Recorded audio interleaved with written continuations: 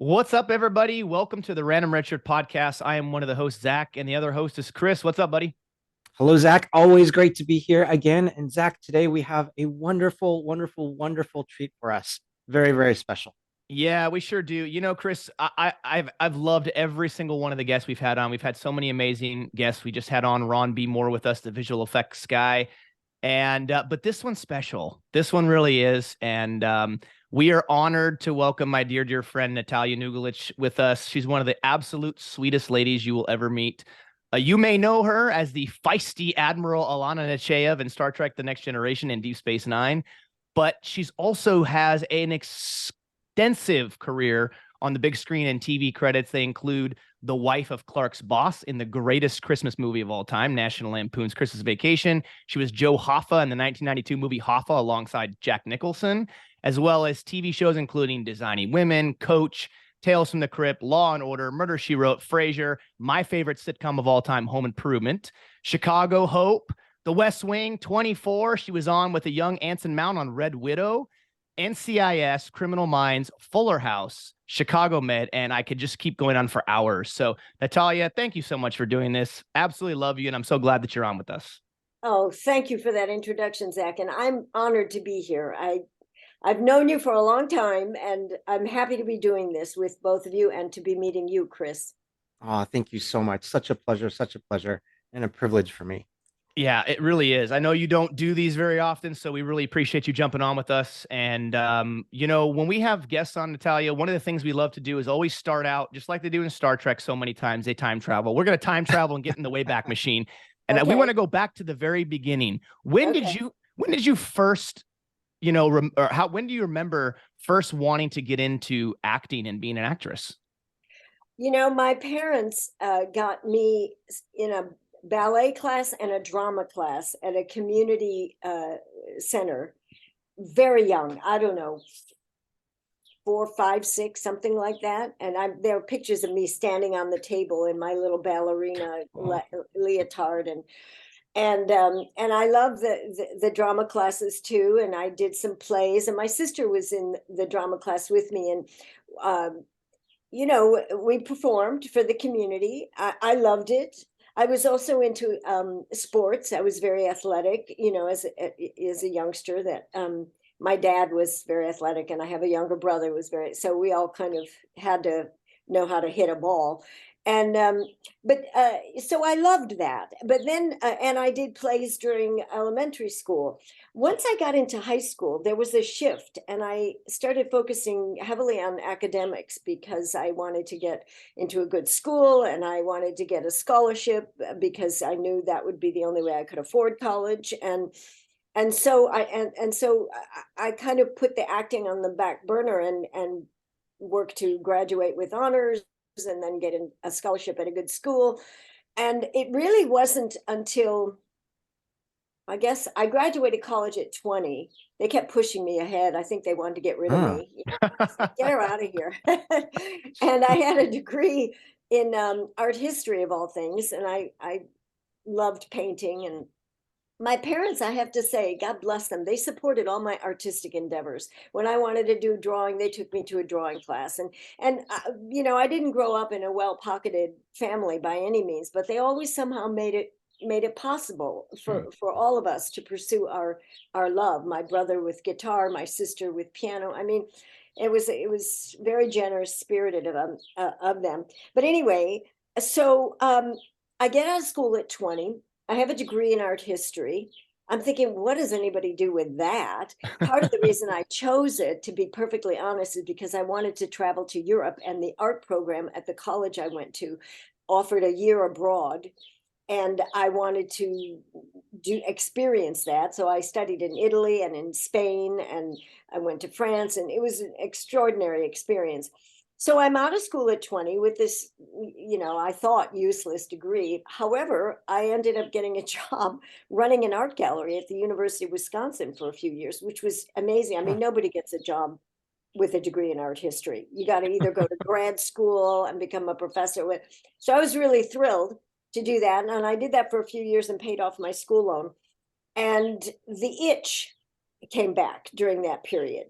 to be performing again. So now I'm in my, early 20s, out of debt, free as a bird. And I started looking for dance and theater classes in Chicago, which is my native home. And just by chance, I mean, it's really, I really think I was meant to be doing this, even though I kind of found it a circular route. I saw an ad for classes at a place called the St. Nicholas Theater Company, and I liked the name. I thought, oh, St. Nicholas, that sounds like fun. It happened to be a company founded by W.H. Macy, whom I'm sure you know from Shameless and a million other things, Fargo, and David Mamet, who's a Pulitzer Prize winning playwright. But they weren't David Mamet and W.H. Macy at the time. They were just starting up this little theater company. And so I went and I started taking classes, and that was it. I mean, I don't know if it was the first class or the second class, but I knew I landed. This was what I wanted to do. Now, there was an uphill battle with my dear immigrant parents who said, no daughter of ours is going to become an actress after graduating with honors and all these experiences I had. And so it was a bit of a battle. And I understand now, looking back, why they wouldn't. It's such an insecure life. I mean, really, unless you become a big star right away, you work and then you don't work, and then you have to have a second job, and all of those trials I went through. So I understood, but they also realized, I mean, I was, like I said, 21 or 22, and I wasn't going to back down. And at the same time, I got into a dance company because that was my, second passion, or they were kind of equal, the acting and the dancing.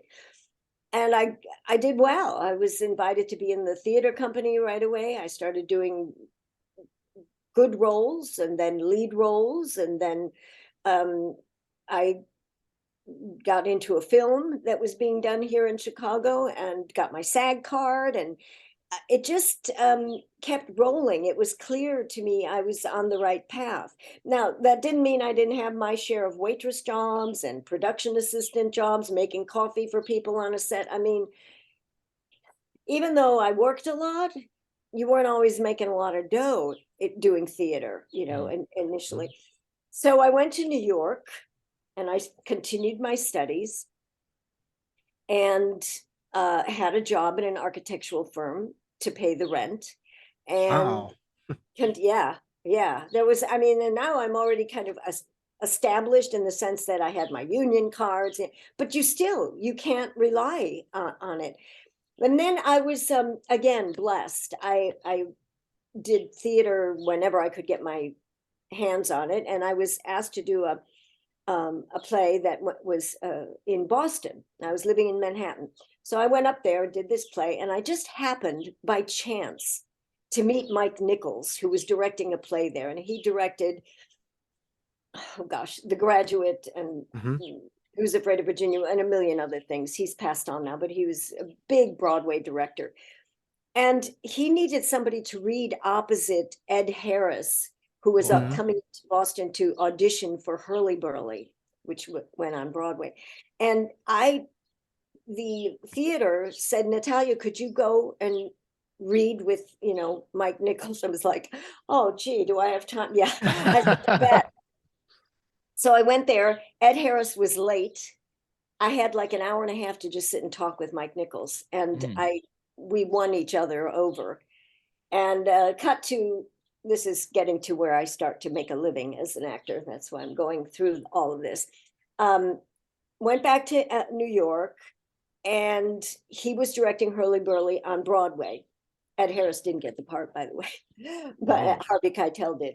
And he said to his assistant, he said, I want somebody to understudy Sigourney Weaver, Judy Ivey, and Cynthia Nixon, all three female roles. He said, there was a woman I met in Boston named Natalia, but I can't remember her last name. I'm so lucky I had a name like Natalia. If he'd said like Jane, nobody would have, but the casting person said, oh, Natalia, must be Natalija Nogulich.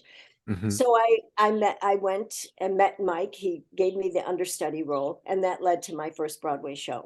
And as an understudy, you make a good good piece of change on Broadway. And then Sigourney left the show. She got married. And then I went into the show. That was my first Broadway show. And all of this because I was willing to do Mike Nichols a favor in Boston. I mean, it's funny how things unfold. After that, I did another Broadway show called Iceman Cometh with Jason Robards. And that one brought me out to LA for a 6-week tour. And I didn't leave. I stayed because one thing led to another.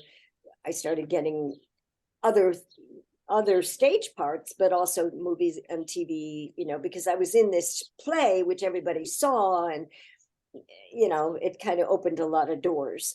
At the same time, I'll just give you a little tidbit about my passion has always been the stage.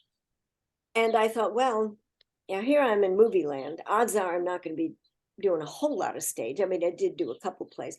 So I made a commitment to myself. I said, I'll stay in LA as long as I can do a play a year, at least one play a year. And I was able to do that for the first few years. But then film and TV took over. So I wanted to keep my promise to myself. So I started a theater company of my own in LA. I founded it. I found a theater to lease. I taught a group of actors, trained them, cast them, raised money, produced shows, and we lasted for 15 years. And we were called the Grace Players. Good name. I didn't name it. I didn't know I would be naming my theater company after your daughter. But there it is. And so that was... so that kept me grounded, to be honest, in LA. LA's a tough place. I was blessed. I did work relatively steadily in film and television, but I always had the theater company to continue my acting and my love for the stage. And I also taught classes and directed, and it just expanded things for me and made LA, to be honest, palatable. If I had just been doing, TV, film, I'm not that I have anything against it, but,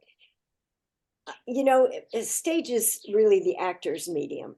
Mm-hmm. They say stage is the actor's medium, television is the writer's medium, and film is the director's medium.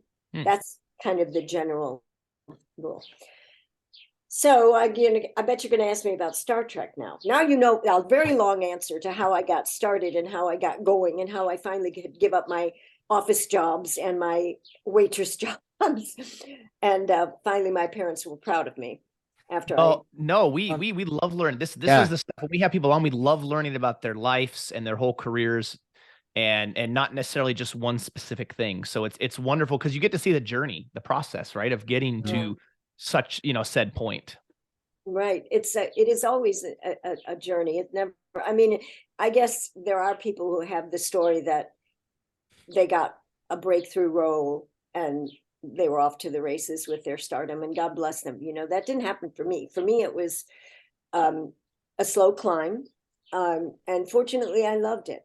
I mean, it was my passion. It's what I knew I was meant to do. And so the difficulty never discouraged me. I never thought, oh, I'm just going to throw in the towel. Forget it. I mean, I haven't worked in whatever. I'm not going to, I give up. That never came across my consciousness. Once I went back to New York to do a third Broadway show. I've done 3 Broadway shows, and that the third one I had the lead, and my parents, I flew them out for opening night, of course. And we're in the dressing room. I had the star dressing room, which is always the fanciest dressing room. And my mom and dad are back there after the show, and I'm getting sewn into my dress to go to the party. It was a little tight. And my mom is sitting there, and she's looking around, and there are people buzzing and bringing champagne. It was wonderful. Jason Alexander played opposite. It was before Seinfeld, but anyway, just before Seinfeld. And my mom says, so this is what you want to do with your life? I was like, Mom, I'm on Broadway. And the beauty of having parents like mine who are loving and no nonsense and not impressed with really anything except goodness. Mm-hmm. It kept me humble. That was the blessing. It kept me humble. I could never get high on my own perfume, as they say, with parents like mine, because they worked hard all their life and they worked hard to get their kids educated. And there was no way I was ever going to get a big head because I had my mom to keep me humble. My dad was a little softer, he was like, "Oh, honey, you're great. You're the best actress I've ever seen." Oh, my mom was like, "Okay, let's just keep it real." So that was a memorable moment. But then we went on to a after party, and they were finally accepting my choice, my career choice. Was that the first one that they had gone? So you said that was the third one back in New York that you had flown. It was the third Broadway show. They did. My dad came to see Hurly Burly, the first one. My mom didn't, and they both came to see The Iceman Cometh, which was a very long Eugene O'Neill play. And my aunt came. My father's sister came too. Opening night. God bless my mother. It was a long show, and I didn't have a huge part, so I was in it in Act 1 and Act 2. I wasn't in Act 3. I was in Act 4. And my mom was watching it and starting to kind of get sleepy. And my aunt, my father's sister, who was a spunky woman, God bless her, she like elbows my mother. She goes, "Helen, your daughter's on Broadway and you're falling asleep." And my mother's like, "She's not up on stage right now," which I wasn't. So it was nap time. But the third one, Chris, it's an interesting question, actually. That was the one where, I was on stage the entire time, and it was a comedy thriller, and they got their fill of me. But they came out for smaller plays to LA too. I mean, Broadway was Broadway, but I did other plays, and they would come out as often as they could. They were very supportive ultimately. And yeah. Did they ever come to set for any shows or movies that you were in? Let's see. Did they come to set? Yes, I did a movie with Joe Mantegna here. It was a short film, but it was a little romantic comedy, and he and I were the main characters. And my mom came to the set, and she brought food. Oh, was she popular? She brought all this, really delicious homemade food. I'm trying to think, did they come to any set in LA? They obviously never came to Star Trek. Star Trek was very private about having visitors. Sure. But I did take them to Paramount when they came to see me once in LA, and just drove them around in one of those carts, one of those golf carts around the studio, and pointed out, "That's where we shot Star Trek. That's where we filmed this or that." And we were driving by, and we went, and who's standing outside his trailer is Robin Williams. Oh my gosh. I had met him in New York through a mutual friend. So I was able to approach him, and I said, "Oh, Robin, I'm so glad I'm running into you, because I'm with my parents." And, I knew they wanted to meet some star, and they didn't care about looking at stages, or buildings, So he couldn't have been more gracious. I mean, he went over to them and talked to them and made them laugh. And, oh, they were so thrilled. They were just over the moon. And I'm trying to think of what other actors that I worked with that they never met Jack Nicholson.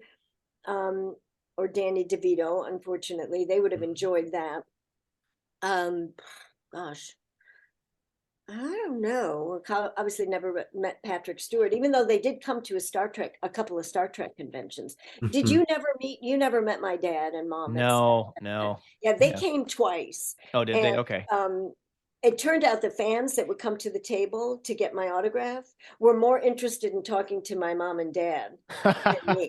I mean, they totally upstaged me. They were like, what was she like as a child? And my mom's going on and on with stories. And then a lot of Star Trek fans, as you know, are military. And then they found out about my dad being in World War II in Normandy. So they were talking to him. So I was like sitting there, ho-hum, you know, I wasn't selling any autographs. They became the stars. Yeah. They took over. And I was thrilled for them. Yeah, we had fun. We had a lot of fun when they came to Vegas. We went to great restaurants and yeah, that was, I think they came twice. Yeah. Okay. That was a good time. So we'll get to Star Trek, but there's a couple of your projects that I really want to talk about first, if you don't mind. And so the first one we have to talk about is a movie that it's on every year. And, you know, some people say that Christmas time is Macaulay Culkin season because Home Alone's on all the time, right? But for me, Christmas time is Natalija time, right? Because we get National Lampoon's Christmas Vacation every year. My kids have watched it. We watch it every year. I watch it every single year because it's not at Christmas without Christmas Vacation. I'm curious, was that an audition or did someone send you the script for that? Or how did you get involved with that? And maybe talk about your experience on that movie. Okay. Really good. I'm glad you brought it up. And yes, it's a great movie and I had a blast doing it. It's the greatest Christmas movie of all time. Well, It's a Wonderful Life was my generation's movie, but yeah, I agree. Christmas Vacation was the most realistic too, because my family was like the Griswolds, except for my Aunt Lisa was our cousin Eddie. So oh my gosh. Well, I hope you burn the tree down. Yeah. No, I don't think the tree got burned down, but yeah. Jeremiah Chechik, who directed it, was directing a commercial and in LA. And I was sent in to audition for it. And it was a Pizza Hut commercial. And my agent told me, you prepare something. And I didn't know what that meant. So, you know, I'm a stage actor. I immediately go to, what monologue could I do? So I go into the audition. He's not there. The casting director is putting us all on tape. And I do a monologue. Oh, and they said, and be like a real, you know, working class person. So I do a Shakespearean monologue in a working class accent and a comedic monologue. And the casting director's like, what? You know, that's what I did. I left and I see everybody in the waiting room is preparing a testimony about Pizza Hut. So I blew it. I didn't know I was supposed to do that. I thought when she said, prepare something, you know, my theater brain. So I said, well, I'm not going to get this. Forget it. I get a call back. Jeremiah Chechik says, I want you to do that monologue for the clients. He thought it was the funniest thing he'd ever seen, that someone would come to a Pizza Hut commercial with a Shakespeare monologue. So I do it and I get the part and I do this Pizza Hut commercial. Cut to a couple of years later, Jeremiah's directing his first movie, Christmas Vacation. And they called me for it. He called me. Oh, okay.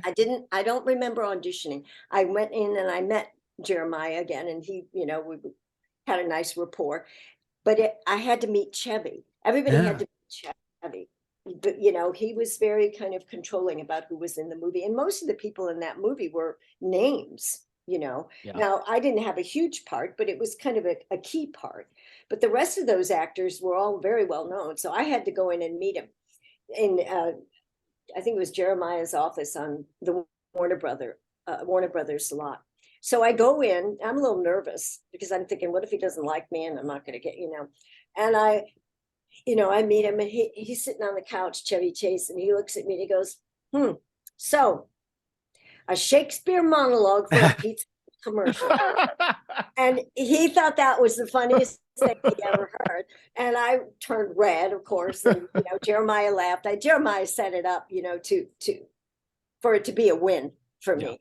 And it was. And I didn't have a lot to do with Chevy, you know, in terms of a scene, doing scenes together one-on-one. But Brian Doyle Murray was a sweetheart. And I got to know some of the other actors, you know, just hanging around the set. It was a joy. And Jeremiah, you know, I mean, that was his first movie. What a triumph. You know, he had been doing commercials. And so that was the experience. Amazing. Again, it's kind of like the Broadway, you know, the Mike Nichols story. I mean, you just don't know how these things are going to circle around. And and come back, with a victory. I mean, who knew? I thought I totally blew that commercial audition. I walked out and I thought, oh, stupid. And then it ends up getting me that movie. Crazy, Yeah. huh? Yeah. Fun fact, Chevy Chase and I share the same birthday. Oh, yeah? Of Which all is? people. October 8th. Ah, and I'm Yep. October 1st. Yeah, that's right. Yeah. Week apart. Oh, October's. Chevy Chase is what a master comedian. I mean, Yeah. God, what a genius. Him and Randy Quaid together with his cousin Eddie are just, I mean, wasn't the that funniest. just the best? Oh gosh. Yeah. There's that movie. There's I so still many. enjoy watching it, I must say. I don't watch it every Christmas as religiously as you do, but I when I do check in with it, and it's a brilliant movie. Yeah. Absolutely, his best vacation movie, I think. 100%. Many people think so. Yeah. So Yeah, I agree. Very Great. sweet. very sweet, great experience. I love the scene when he's up in the attic and he keeps hitting his head with it. He's so good at physical comedy. He really is. And I just thought that's really a talent, to be able to be funny with a dry sense of humor, but also have that physical comedy that great guy. Yeah. Oh, nice. Now you had a role with in Hoffa, and you got to work with Jack Nicholson as well. Is that right? Yes. Yeah. I got his wife. I got to kiss him on screen. That was fun. Wow. Yeah. Good kisser, just for the record. Yeah. And he was one, Jack is now Jack's a giant. Okay. Yeah. He's a giant. Robin Williams once said, there's Jack, and then there's all the rest of us. And a lot of people have felt that way about him when he was working more in his prime. Wonderful experience. Danny DeVito directed it. It was his first movie. He had seen me in a movie that David Mamet directed called Things Change, where I played an Italian woman, and Danny just loved that role and called me into his office to talk to him about this movie, Things Change. No, not anything about Hoffa. And then Hoffa was, I don't know, 2 or 3 years later. And it turns out I resemble Joe Hoffa a little bit, my features, So Danny called me in again, and he said, and I read for it. There wasn't a lot of dialogue for me, but I read a few things and we talked. And yeah, and then and so I get the part. My agent tells me, you're going to play Joe Hoffa. I said, oh my God, that's so great! I'll get to work with Danny. I was so excited. And she said, well, aren't you going to ask who's playing Jimmy Hoffa? I said, oh yeah, who's playing my husband?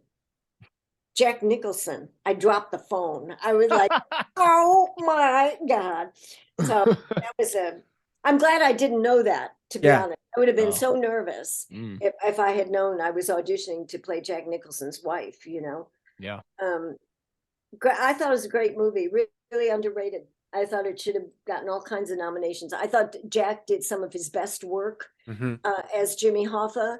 He wasn't just playing Jack. He really created the character.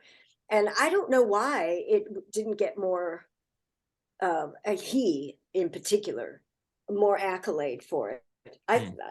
Anyway, you never know how these things are. It all depends on what other movies were up that year. And I don't even remember, but he was great. And he was very sweet, very nice man, very warm, very friendly, very supportive, no nonsense, just a great guy, as you would think.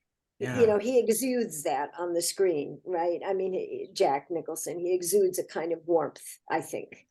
So, yeah. I was blessed. with a couple of wonderful, people to work with, and Chevy and Jack being two of them, and Patrick Stewart being another one.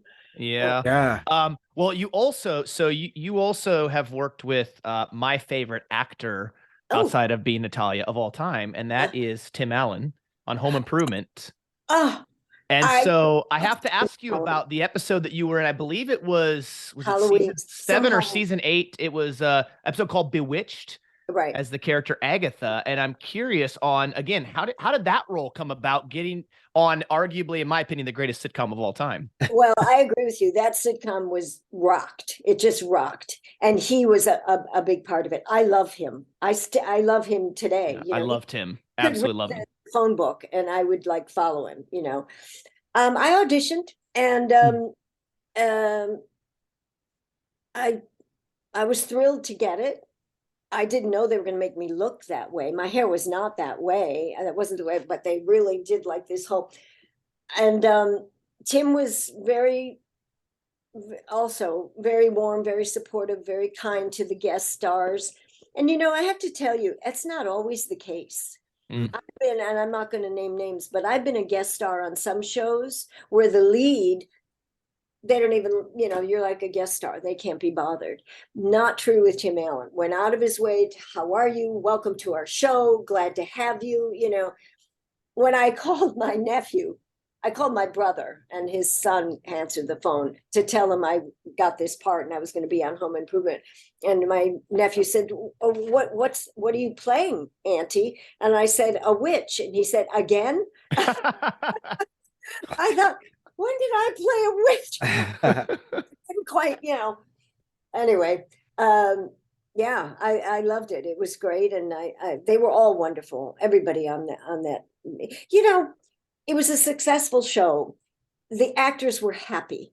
They were happy to be working together. They were not competing with each other. They were going toward the same goal, which was to make each episode great, and they succeeded for, like you said, 8 seasons, eight, yeah. 8 seasons, yeah. And so, yeah, that was a treat. Yeah, you were also one of the few people prior to the show's finale that got to see Wilson's face all the way. I know that rest in peace, Earl Hindman, who played Wilson, but you got to see his face the whole thing. That was shocking. I know. I recognized that. I thought, boy, I'm in a special episode. Yeah. Yeah.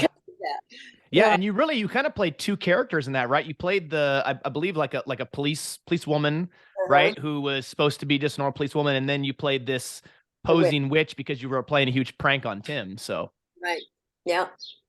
Gosh, you remember my roles better than I do.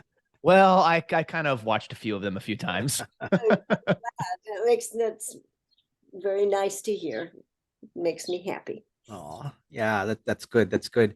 In Star Trek, when I think about the character you played in Star Trek, there's no one better that could have embodied Admiral Nechayev and been opposite of Captain Picard. No one better than you. I thought you just did. It was just amazing and fantastic. And thank you for that. And we can talk more about Star Trek. But how did that all come about? Well, I auditioned for Star Trek a couple of times, and I didn't get the roles, and I think twice, and they were for guest parts, not a recurring part, guest parts. I know I gave a good audition, but somehow the feedback that went back to my agent was, she's just too strong for this part. Whatever the part was, I can't remember even now. And I thought, well, I wish they'd told me that. I could have toned it down, because you want to get it. You don't know if something else is coming. You go in to get the gig, right? So some weeks later, they called with the role of Alynna Nechayev, and I thought, okay, I read the sides, the material, and I thought, this woman is strong. They're not going to tell me I'm too, I got to bring it on this audition. And I did, and I booked it. And I have to say, I didn't know how it would be. They said possible recurring. They don't always say going to recur because they want to see how you do and how you mesh with everybody. But that first episode I had that long monologue in the beginning where I'm talking about, the situation in the Federation and that things are being handled right. And that was why I had to dismiss Patrick and, take over. And I thought, well, this isn't, the friendliest part in the role in the world. I hope they don't hate me for it. Well, we did that whole opening monologue. I don't know if you remember it, but it was substantial. and in one take. I worked so hard. I had every syllable down. I mean, and the other actors who were sitting around and watching, they were like, because it was so much material, for a guest guest actor. A lot of times guest actors just get a little bit to do, and to uphold the main character, but this was really kind of take over time. Yeah. And so that kind of fortified me. I thought, oh, I'm doing something right, good. And then of course poor Jonathan Frakes, I had to diss him every episode. And but to get back to Patrick, working with him now, see, he and I clicked. He's a theater actor. He comes from the theater. So we were able to talk about that a little bit, and it was an immediate mutual respect. And I don't think it was just because I was playing his superior officer. But we really we had a rapport, almost immediately, I felt. And later on, I can't remember how many episodes I do, 5, I don't know. I did a play at Mark Taper Forum, which is a big theater in LA. And the lead, I had a supporting role. Frank Langella was in it, and the lead woman was Juliet Stevenson, who was a British actor who had studied with Patrick at the Royal Academy in London. So he came to see the show. And he came backstage to see Juliet, of course. And I went, I always would go by Juliet and Frank's dressing room and say, good night, see you tomorrow, good night, see you. So I went to Juliet, knocked on the door, and I said, see you, Juliet. And there was Patrick. And he said, oh, darling, it was so wonderful to see you on stage, and we had, a nice rapport there too. But I do think, actors that come up through theater, we recognize each other and we respect each other, and we know, we just know that's the real grit, and of course he was I think he was in the Royal Shakespeare Company for a while. I mean, he's remarkable. So yeah, I wish it had gone on. That was the last season that I was.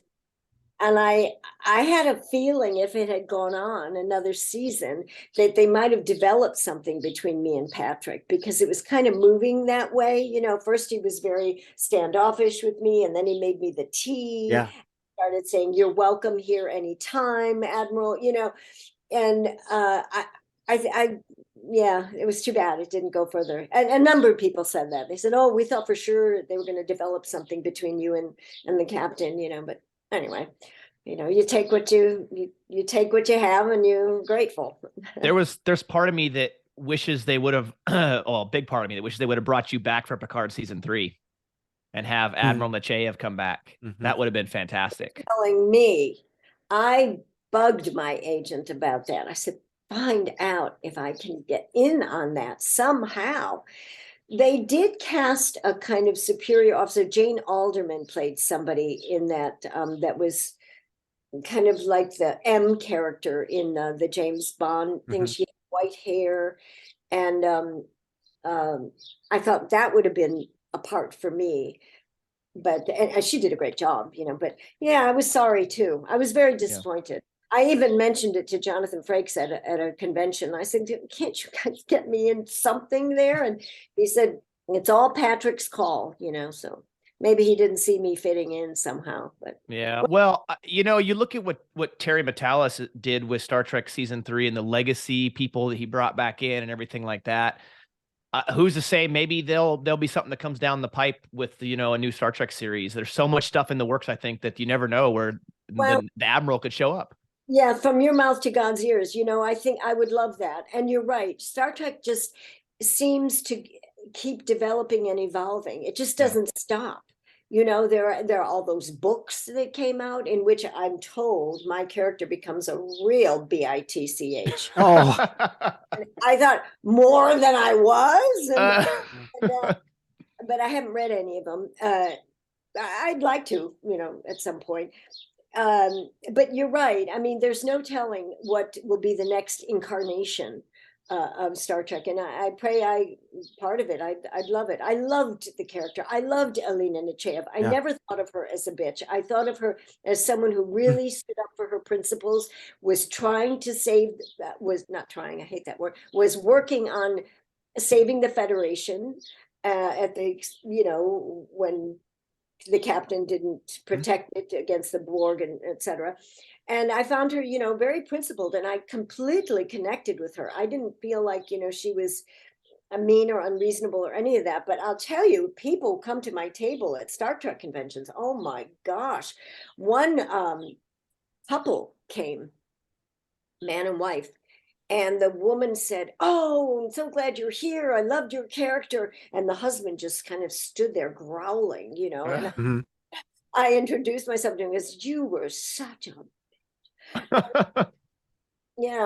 what could I say? Defend myself. So they did buy a picture, and I autographed it for each of them. And when I autographed his, he said, "Would you mind signing it, Admiral Bitchayev?" I said, "Not at all. It's the same price no matter what I sign. I can sign it Captain Kangaroo. I mean, and his wife was like, "Stop it." It was so cute. Oh my goodness. Well, you were also, in addition to intimidating Captain Picard, you also were on my favorite Star Trek series, which is Deep Space Nine. Is it your with favorite? Captain Sisko? It is. Yeah, it is my favorite. And so actually, if you look up here, I have a certain image you may recognize. Yes. I like him. Avery was wonderful to work with too.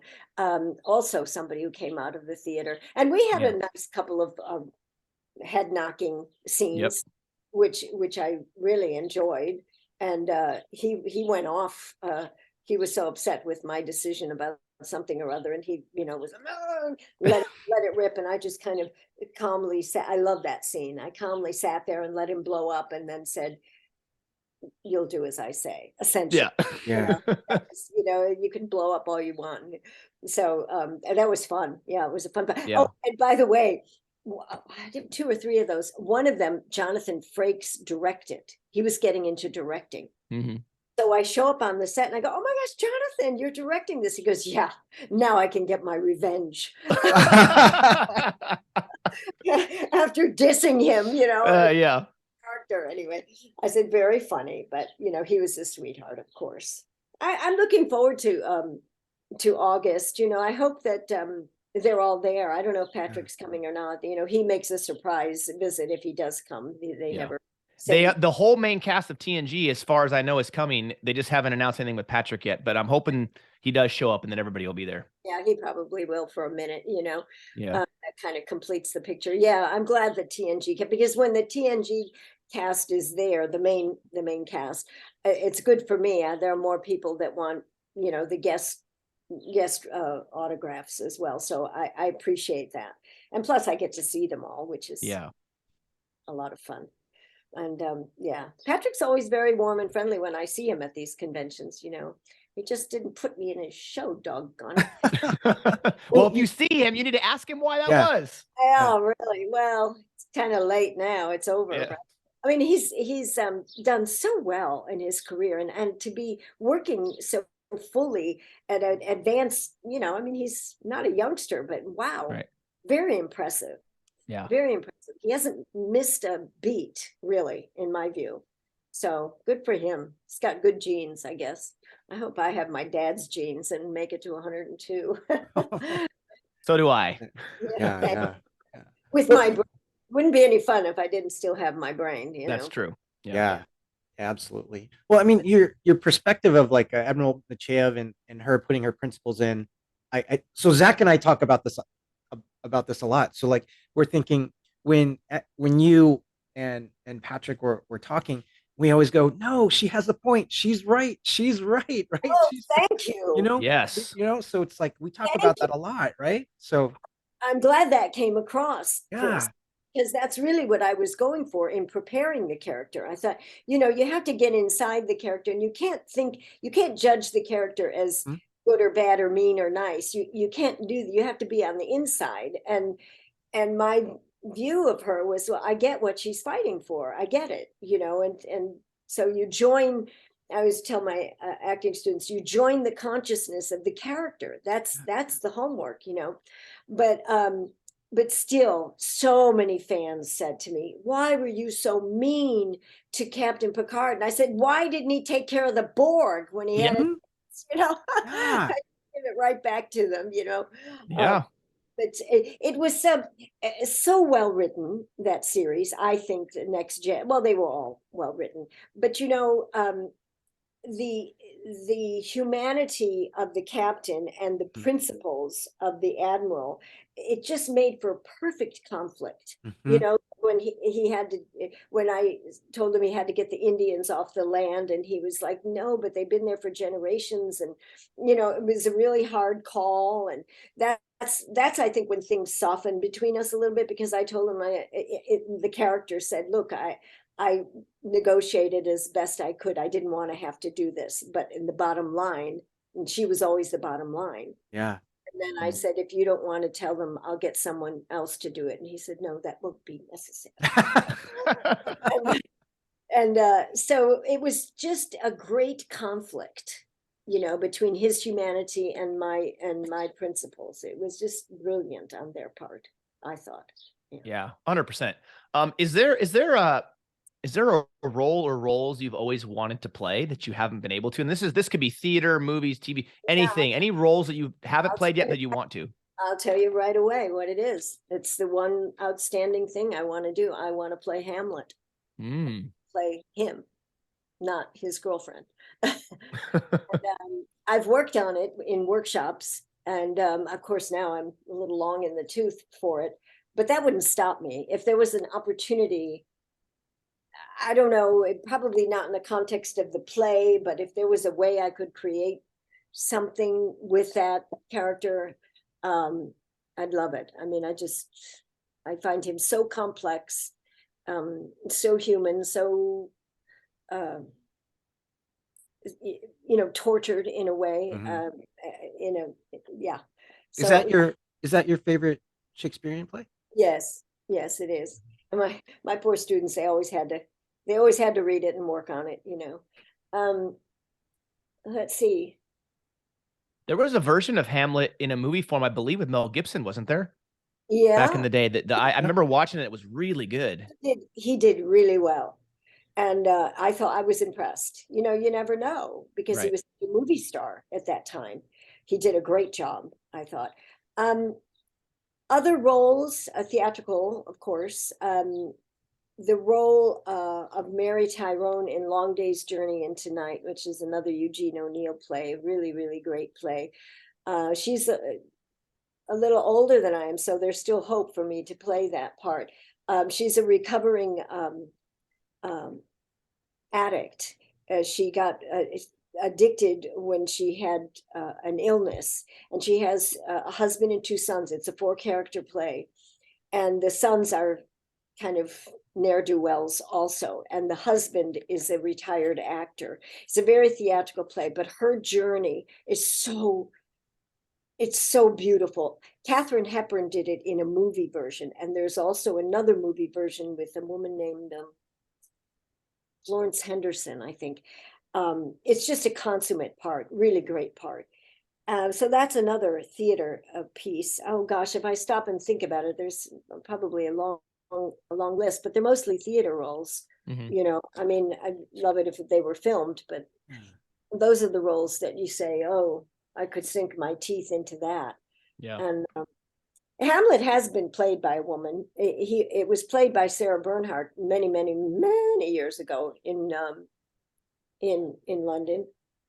And I think it was played also by a woman in New York at one point. So it's not unheard of. Of course, if you saw Shakespeare in Love, you saw the men were playing women in Shakespeare's time, and vice versa. So, well, because women weren't allowed to be on stage. It was considered, I don't know, degrading or something for a woman to be on stage. So the men played, all the parts. I think you would be a wonderful Hamlet. That would be. Oh, thank you, Chris. That'd be outstanding to see. Maybe I'll have to do it as a one-man show or something, one-person show. I haven't given up on it yet. I had a wonderful acting coach in LA who was working with me on it, and he was real supportive of it. And you know, I'm just now, to be honest, getting back into my passions, because I was 24/7, you know, I was a caregiver Mhm. for 5 years, you know, basically, except for these little, you know, couple of Fuller House, couple of Chicago Med up, a little bit here, a little bit there, was running, keeping my beak wet, as it were. But um, to really dig back in, it's just starting to happen now, because I really found the grief of my father passing, even though he had a good run, was more than I anticipated.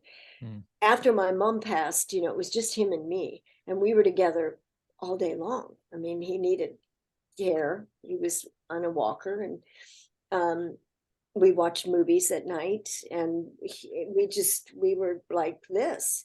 So his passing really hit me hard. I mean, my mom's did too, because I was close to my mom.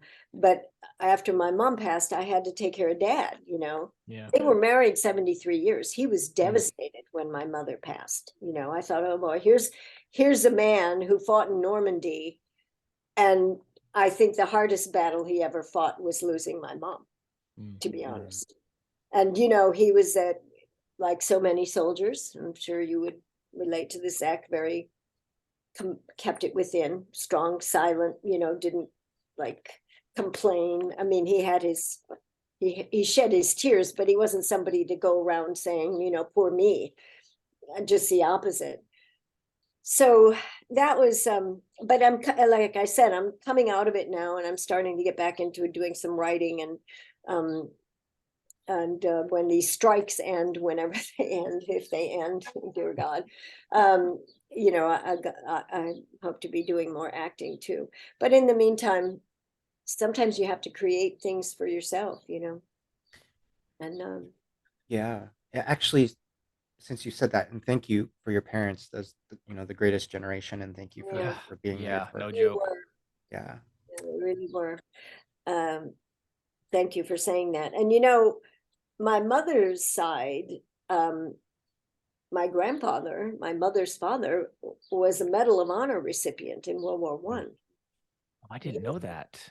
Yeah. Oh my Jake God. Alex, look him up, Allex. Wow. Look him up in the thing. What he did, I won't go into it now, but his act of valor, when you read it, I'll email it to you. I have it Okay.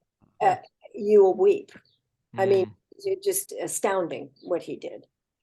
And I knew him just a little. I mean, he died when I was 8 or 9.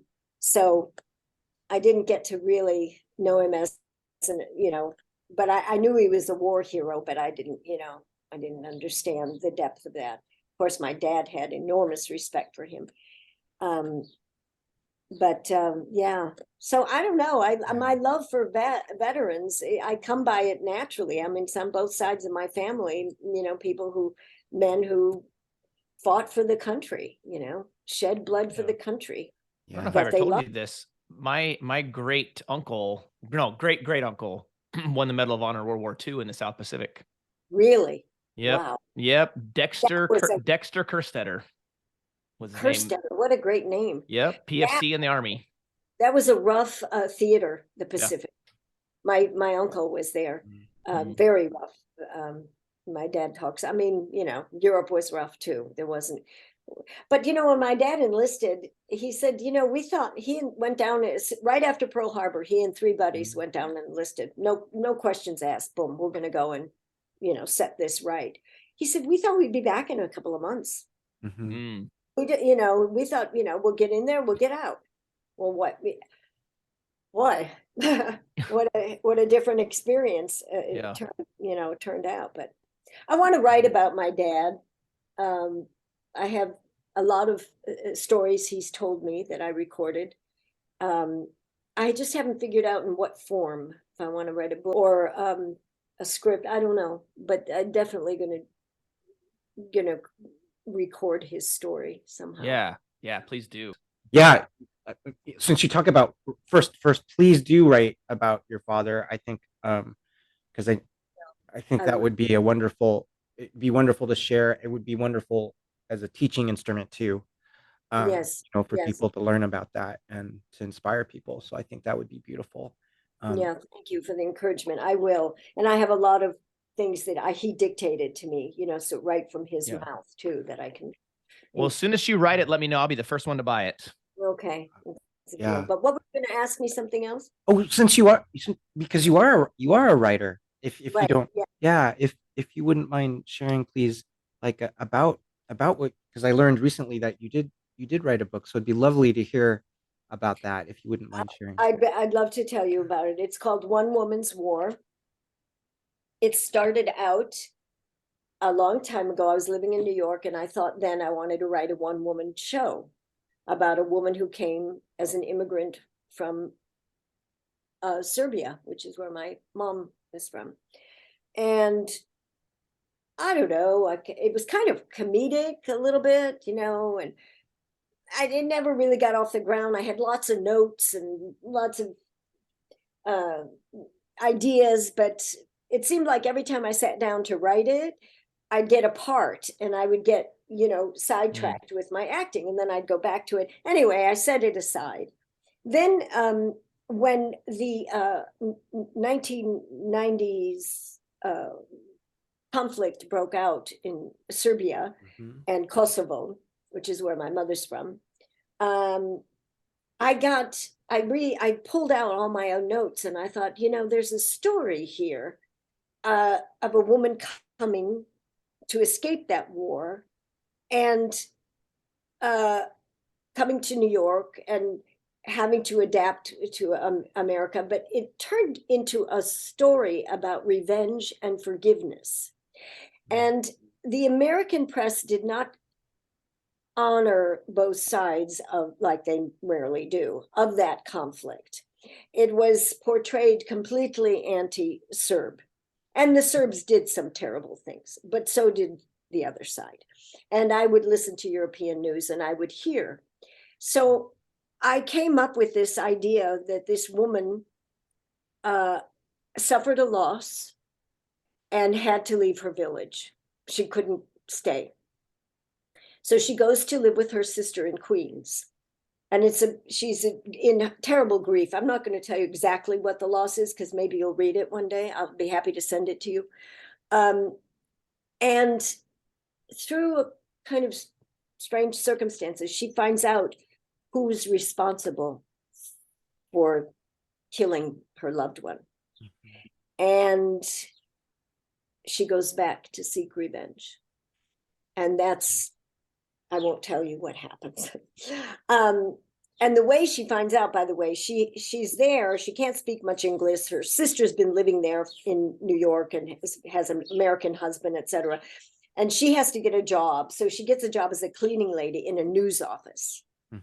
That's how she gets privy to something that she's able to put together, who did the deed. I have to say, I'm very happy with the book. It took me a long time, and I researched the heck out of it. And it is actually, the inciting event is based on real events. It's not a true story, but there were real events correlative to what I write about. And then, of course, the woman I invented, and way back when I was in my apartment in New York, but she just developed into somebody with a tragedy. It's also kind of funny. There's a lot of humor in it. I wouldn't say it's not a comedy. I mean, it's clearly a drama, but and I've written a screenplay from it, but I haven't, found anybody to buy it yet or make it. But anyway, I originally thought I would write a trilogy. That would be One Woman's War would be the first one. And I've been very slow in getting going with the second one. When I came here 5 years ago, I came to spend a summer with my parents, who were getting on, but they weren't infirm at that point. And I thought, I'll get a rough draft of the second book written. And I started it. and my mother had a stroke. And when she had about 1 month into my time here, and once she had the stroke, everything got put aside to care for her. And when she was in rehab, you know, I was running back and forth, making dinner for my dad, running to it was, you know, everything went on the shelf in favor of that. But fortunately, like I said, she had her brain, so she had a paralyzed right side, unfortunately. But yeah, they were very proud of my book, my parents. I named the main character Yelena, which was my mother's name, even though she's not really like her, but Yeah. so So that's it. And if you have Zach give me your address. Yes, I will. Yeah. I'll autograph a book and send it to you. And Zach, you have it or you don't? I do not. I Yeah, don't. I need to order it. Yeah. No. I'll send it to you. You don't Okay. have money. Yeah. All right. Well, I appreciate it. Yeah. Okay. So something I haven't told you, and I'll kind of ask you one last question here. So Grace is dead set. Well, she's only 9 right now, right? But she's dead set on being an actress. She loves to perform. She loves to get up and sing in front of people. Every time we have company over, she puts on a performance. You'd love it. You'd love it. And so because of that, I got her into her first theater camp a couple months ago, and Wonderful. she just fell in love with it. And now she's going back into a second theater camp next week. Wonderful. And she really, really set on being an actress. And so my question for you is, what advice would you give to a young, aspiring actor or actress? Exactly what she's doing. Take classes. Keep practicing. Every class or workshop or camp, as you say, which I'm sure involves some kind of performance that she can do, the better. Just keep. It's all, you know, like anything. Practice. Just keep doing it. The other thing I tell young actors, she's 9 now. Yeah, she'll be 10 in a couple months. Crazy. Well, she's a little young for this, but the thing I tell my students when I had, you know, adult students, read plays, read, because I'll tell you, when I first started reading plays, you know, I always read a lot of books, you know, library books, you know, novels, everything, you know, we were all in our family great readers. But reading plays I found it difficult initially. I was like, this is hard to read. Why? Because they were written to be spoken. They weren't written to be read, you know? So I finally discovered if I read them speaking you know, I was able to, you know, get it. She's a little young to start reading plays, I think. I don't know, but read. Because you know why? It stimulates the imagination. And actors need a good imagination. Of course, you know, you see movies, you see, you know, film and TV shows, you know, that it can stimulate the imagination, but really nothing like a book. Nothing like a book will stimulate you know, because like I just finished a series of books that take four books take place in Italy. And a friend of mine who recommended, and I love them, said, oh, now you have to watch the HBO series they made out of it. I said, no, I don't. I have no interest. I mean, the books were so vivid to me. And I said, I want my imagination, how I saw this town in Italy, took place in Italy. I don't need to watch it. It's in here forever. So that's what I would tell her. Keep practicing and read. As soon as she's, you know, ready to start reading, you know, stuff. But if she's performing, she's reading something. Because you have to memorize it, right? Yeah, because she had I think 8 or 9 lines in her first performance. They did a scene from the Lorax in her first camp, and so she got to do that. I don't know what they're going to do with this one yet, but so she and also if she has an opportunity to see plays. She has. We've taken her to several plays. Actually, I don't know, probably 7 or 8 or 9 plays. Wonderful. That's also very, very fortifying. You know, I remember when I started going to see plays that I thought, wow, now I think every time she's seen a play, it just reignites I want to do it. This is what I want to do. Right. I went to see a play last night. It was quite wonderful, a new play. And I thought, yeah, see, I didn't do any of this for a few years because Yeah. I'd have to get what it would cost to get a nurse to stay with my dad was more than worth going to see the play, Yeah. But so I went last night and it was really, I thought, oh, this is so good. I'm going to start doing this more often now, I'd still rather have him here than go see plays, but Of course. given I have that freedom now, I'm take advantage of it and get out. Yeah. And so, yes. And also, COVID shut down everything for a couple of years. People weren't doing much theater. And so I think that's behind us. Yeah. Chris, do you have one last question you wanted to ask? Not a question, but maybe this is, it's been so wonderful to learn about you, Natalija, and your experiences, but maybe what I can offer is learning about your book, and then your desire to do the trilogy. It's not so much a question, but I would say it would be wonderful. I think, like, I'm giving you a lot of encouragement to finish the trilogy. I think, you were talking earlier about, meeting Mike Nichols and the kind of serendipity of events that might happen in our lives, and then kind of postponing what you had to do on your second book so far.